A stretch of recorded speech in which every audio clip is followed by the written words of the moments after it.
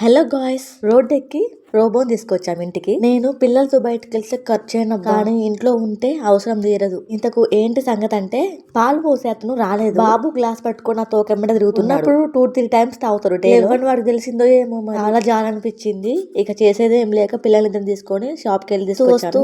కిరాణా shop లో రోబోలు తీసుకొచ్చాను. అవి ఇగో ఇదేనండి. మేమైతే ఇలా గిన్నెలు వేసుకొని తింటాం. మీరు ఎలా తింటారు? ఇలా తినేది మేమే అనుకుంటా. ఇలా ఎవరైనా తింటామో బుక్కుతామో మాకే అర్థం కావు. సపరించుకుంటూ తింటాం. ఇంకా పిల్లల వంక చెప్పి నేను కూడా ఎక్స్ట్రా 2 తీసుకుంటాను. అంటే మా వారు లేరు, రూపాయి పోగు చేసుకొని షాప్ దగ్గరికి అయితే వాళ్ళు ఇవి తింటుంటే రూమ్ అంతా స్ప్రెడ్ అయింది స్మెల్. అంటే ఇవి మౌత్ ఫ్రెషనర్ కదా, చాలా మంచిగా అనిపించింది. పెద్దలకి డైజెషన్ ప్రాబ్లమ్స్ ఉన్నా పోతుంది. మా వారు ఉంటే మాత్రం ప్రతిదీ తనతో తెప్పించుకుంటా. తను లేని టైంలో ఇక నేను వెళ్ళాలంటే పిల్లలిద్దరిని తీసుకొని వెళ్ళాలి. హ్యాండ్ బ్యాగ్ లో ఉన్న మనీ ఎక్కడెక్కడ దొరుకుతాయా అని అన్ని వెతుక్కొని వెళ్తాను. కాయిన్స్ కదా, ఆదివారం వస్తే చాలు పక్కింట్లో తొంగబడి చూస్తారు కొంతమంది. ఏం చేసావంటే నువ్వేం చేసావు అని అడుగుతూ వాళ్ళ ఇష్టం మన మీద రుద్దుతారు.